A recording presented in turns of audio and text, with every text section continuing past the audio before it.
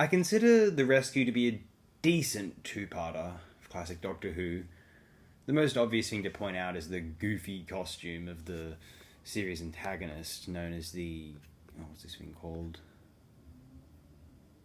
The Coquillion, I can't... I'm trying to pronounce it there. I can't remember how they pronounce it in the episode exactly. This is a... I like the goofy costume and the vibe that it creates for this episode. It becomes this kind of expressionistic theatre almost. The plot line of the episode itself is silly in and of itself. The fact that Vicky was convinced that there were two separate individuals, that her father... She didn't realise that her father and Coquillion were the same, and it seems a bit goofy, right? Nevertheless, it makes for very interesting viewing when you don't know what's coming. It's interesting when you haven't seen it before. When you have seen it before, you're just kind of anticipating a fairly convenient resolution, let's say.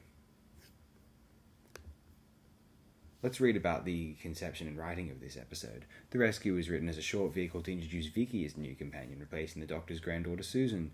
Producer Verity Lambert had originally booked Pamela Franklin to portray Jenny, originally called Saida, in the previous serial, The Dalek Invasion of Earth, and continue as Susan's replacement. However, Lambert soon changed her mind, and outgoing script editor David Whitaker was commissioned to write a two-part serial to introduce Vicky. Wonder what went wrong. Whitaker was officially commissioned on the 1st of November 1964, the day after his script editor contract with the BBC had expired. The Rescue was the first story under new script editor Dennis Spooner, though he was not credited. Earlier names given to Vicky were Valerie Lucky, and Millie. The latter was inspired by Millie Small, but the name was considered too similar to comedian Millicent Martin. The draft script for the serial was titled Doctor Who and Tani, referring to another name considered for Vicky. The Rescue used the same production team as the following serial, The Romans, and the two were formed to create a single 6-episode production block. Christopher Barry was selected to direct the two serials. He was unimpressed with the scripts for The Rescue. The direction of the serial is good, and the scripts are not so good. I guess Christopher Barry, who is very talented, his work on the Dalek serial, the initial 7-part Dalek serial, well, some of it, is quite impressive for what it is, actually.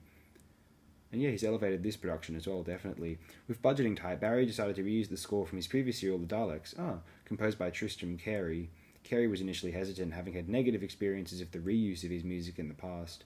Music from the first, 4th, 5th, 6th, and 7th episodes of The Daleks were used in The Rescue. The sound of a Dalek death was reused for the death of Sandy the Sandbeast in the second episode. Interesting. After the potential for Franklin's casting expired, Lambert requested camera tests for Maureen O'Brien and Denise Upson to portray Vicky. The two auditioned on the 14th of September 1964 at the BBC Television Centre, and O'Brien was eventually cast. When O'Brien met with the show's creator Sidney Newman, he told her that they were considering having her cut her hair and dye it black. O'Brien refused, saying, "Why didn't you just get Carol Ann Ford back?" O'Brien had just come out of drama school when she was cast as Vicky. It was her first television acting job. Good on O'Brien for standing up for herself, honestly. So, it's a good point. Yeah, why not just get Carol Ann Ford back? If you're just going to make it look like Susan, I guess, it's just going to be transparent. You're just going to be trying to replace her. Anyway, Barry was originally offered the role of Bennett to Bernard Archard, but he was unavailable. Ray Barrett was cast in the role described as a Jekyll and Hyde character. Barry had seen Barrett on television and noted his name due to his rugged face and dug him out of the book when the time came. Barrett played Bennett as a normal, straight human being so as not to give the ending away. To preserve the mystery, Coquillion was created in the first episode as being portrayed by Sidney Wilson, and they made up by the production team in tribute to two of the creators of Doctor Who, Sidney Newman and Donald Wilson. When designing Coquillion, costume designer Daphne Dare took inspiration from a close-up of a fly. Nice. Tom Sheridan was cast to play the voice of the rescue ship, the sand creature, and a robed figure. An agreement was made for him to be credited as space captain, which meant he could not portray the robed figure. Okay. There's not much else to say here. This is somewhat meager. We'll conclude our thoughts in part 2.